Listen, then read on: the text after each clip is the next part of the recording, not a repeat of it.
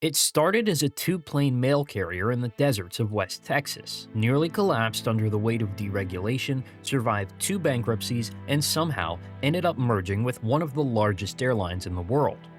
Along the way, it was run by a ruthless corporate raider, rebuilt by a Boeing executive with a cowboy attitude, and rebranded so well that its logo outlived its name.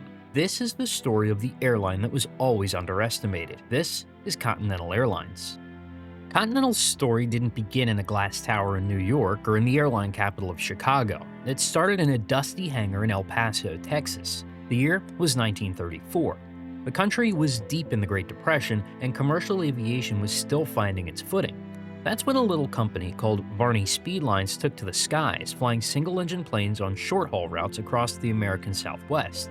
Its mission was simple: deliver U.S. mail under a new set of federal contracts. At the time, Varney Speedlines was just one of many small carriers cobbled together after the government broke up the old airmail monopolies. But in 1936, it caught the attention of a man named Robert F. Six, who was working in Los Angeles and had ambitions far bigger than the company's modest route map. He bought the airline in 1936 and took control a year later, and the first thing he did was change the name. Varney Speedlines didn't exactly roll off the tongue, and it didn't capture the ambition he had in mind. So in July of 1937, the company became Continental Airlines, a bold name for an airline that, at the time, served just 4 cities.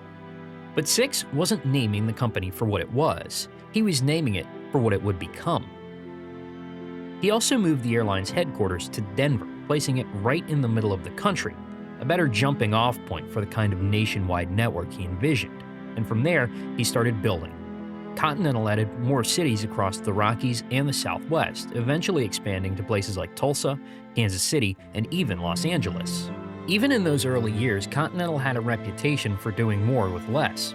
They operated with a small fleet, mostly Douglas DC-3s, but ran a tight and professional operation. And guiding it all was Robert Six. He wasn't an airline CEO in the traditional sense. He was brash, occasionally difficult, but deeply hands-on.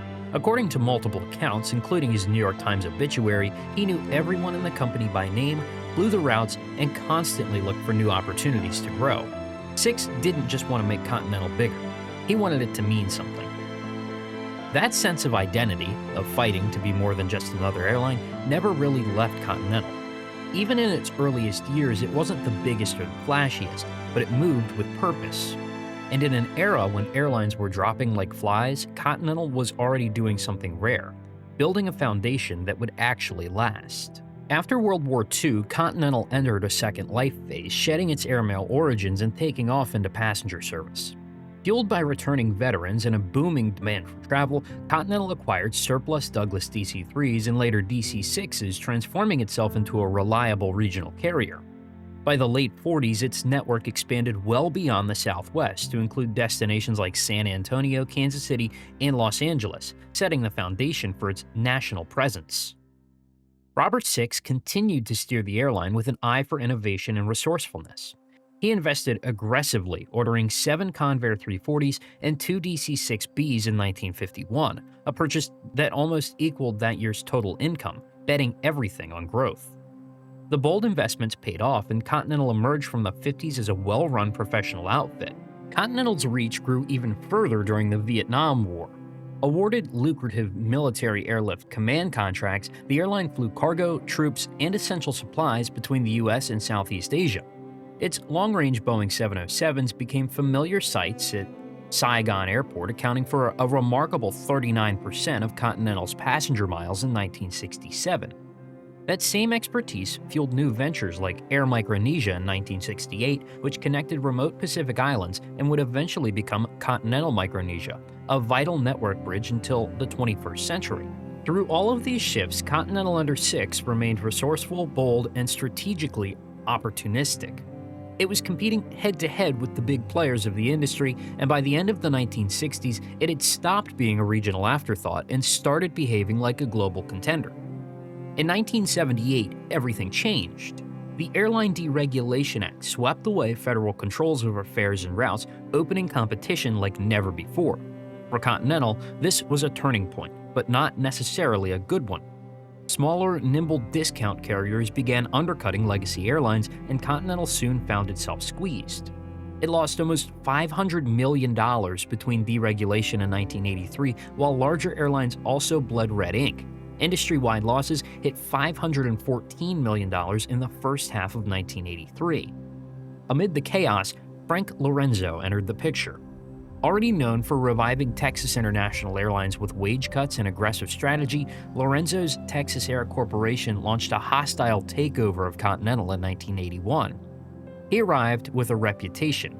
Cost-cutting was his philosophy, and labor was his battlefield.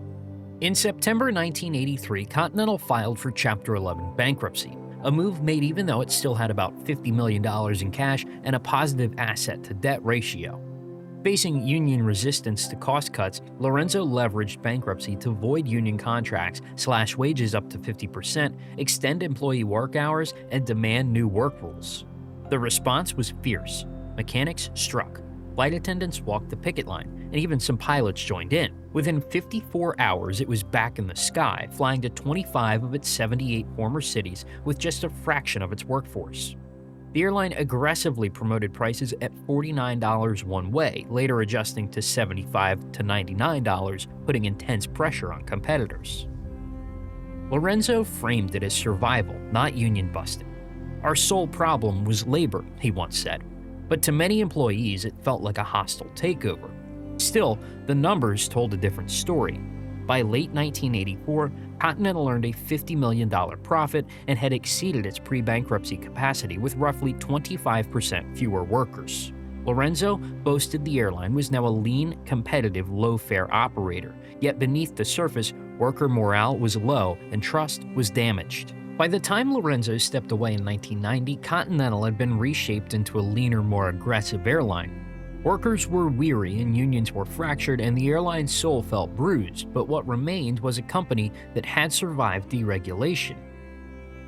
By the early 1990s, however, Continental was bleeding once more. It had survived deregulation and bankruptcy, but was dead last in just about every quality metric. Then came October 1994 when Continental hired Gordon Bethune, a former Boeing engineer and ex-Navy mechanic who understood airplanes and people. One of his first priorities was reliability. Bethune realized late flights were bleeding the airline at about $6 million per month. His answer? An incentive that mattered to everyone. A $65 bonus for every employee, mechanics, baggage handlers, gate agents, flight attendants, and pilots if Continental ranked among the top 5 airlines for on-time arrivals. When they hit top 3, the bonus rose to $100. Believe it or not, it worked, and quickly. Within 2 months, Continental shot to #1 in on-time performance, and Bethune personally handed out thousands of checks. The bonus wasn't just money, it was respect. Departments started cooperating instead of blaming each other, and employees felt ownership. Bethune also bought transparency. He held daily briefings, shared financials, even banned duct tape in maintenance bays and cleaned cockpit windows more frequently.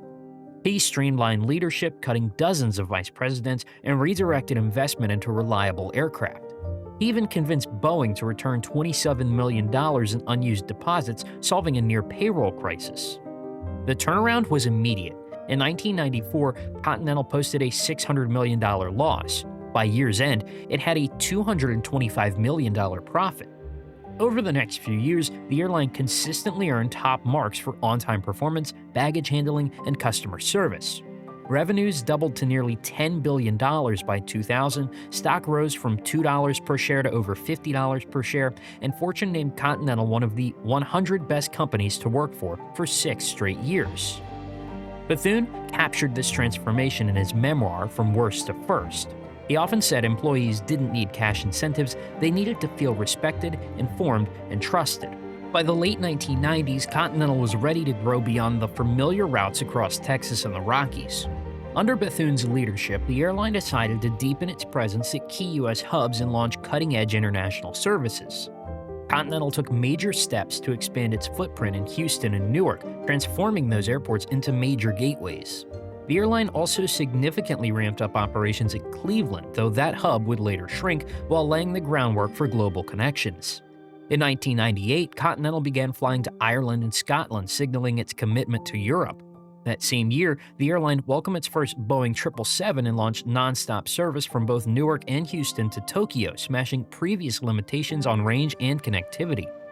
It wasn't just about distance, it was about the experience.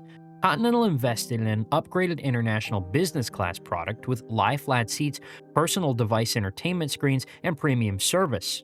Initially rolled out on Boeing 777s in 2008, the product also hit 757s for long-haul flights, bringing elevated comfort to routes across Asia, Europe, and South America. Continental's strategy also included partnerships. In 2004, they became the founding member of the SkyTeam Alliance, teaming up with KLM, Air France, and Northwest, greatly expanding the intercontinental network. They also invested deeply in Latin America, taking a 49% stake in Copa Airlines in 1998 and later stepping into code-share relationships with carriers like Trans-Brazil and Avant. By the mid-2000s, Continental flew to more European cities than almost any other U.S. carrier aside from Delta and offered an industry-leading product in business first. Their hubs, fleets, and alliances positioned them as a global competitor. By 2010, Continental had gone from a scrappy regional underdog to respected global competitor, but the economic fallout from the 2008 crisis and lingering industry consolidation pressures made it vulnerable. In May of 2010, Continental and United Airlines shocked the aviation world by announcing an all-stock merger of equals, creating what was then the largest airline in the world. The holding company became United Continental Holdings, but the operating airlines ran separately under a United leadership team. They made a bold choice. The merged carrier would use the United name combined with Continental branding. In many ways, it was symbolic. United brought the brand recognition, Continental brought the culture and brand loyalty it had rebuilt under Bethune. Executives were also merged. Jeff Smisek, then CEO of Continental, became CEO of the combined airline, with Glenn Tilton, United CEO, serving as non-executive chairman until the end of 2012. The board comprised of an equal number of members from each airlines plus union-appointed directors, reinforcing the merger of equals narrative. The merger closed on October 1, 2010, officially forming United Continental Holdings. While both airlines kept operating independently at first, a full integration plan was underway. By November 30, 2011, the FAA issued a single operating certificate, a milestone that effectively retired the Continental Airlines brand, even though the operational control and certificate continuity remained under Continental. The combination was heralded as a bold step forward, leveraging $1.2 billion in annual synergies and a global route system with 370 destinations. Houston, Continental's long-standing hub, remained a major center even as corporate headquarters stayed in Chicago. But merging two giants wasn't seamless. Early years saw operational challenges. IT system issues, customer service inconsistencies, and a growing perception that United, formerly bolstered by Continental's culture, was backsliding. One 2017 article even criticized post-merger United for embracing aggressive capacity control and fee-based revenue strategies, writing that United's 2010 merger with Continental marks the turning point, and lamenting a sharp decline in customer experience after that. The airline also stirred debate over branding. While many praised the decision to adopt Continental's globe, others felt nostalgia for United Airlines' classic tulip logo. By March 3, 2012, Continental's name had officially been retired, its legacy absorbed, but its DNA still alive in the merged airline's routes, hubs, and corporate culture. Newer planes, lounges, and many operational systems still carry Continental's influence even today. Continental Airlines was never just another airline. It was a story of grit, resilience, and reinvention, a company that started small in the dusty skies of the Southwest and grew up to become a major player on the global stage. From Robert F. Six's bold vision in the 1930s to Gordon Bethune's miraculous turnaround in the 1990s, Continental weathered wars, deregulation, hostile takeovers, and fierce competition. Along the way, it earned a reputation for punching above its weight, surprising skeptics, and always pushing to do better. Continental's story is a tribute to everyone who believed in it, from the male pilots flying dusty desert routes to the mechanics, flight attendants, and leaders who turned it around. And that legacy, above all, is why Continental Airlines deserves to be remembered. If you enjoyed this episode of A Brief History, don't forget to comment with your experiences on Continental, drop a like, and subscribe to the channel. The support recently has been insane, and I can't thank you guys enough. We're officially on the road to 10,000 subscribers, a milestone I never thought I'd see. Thanks for watching, and I'll see you in the next one.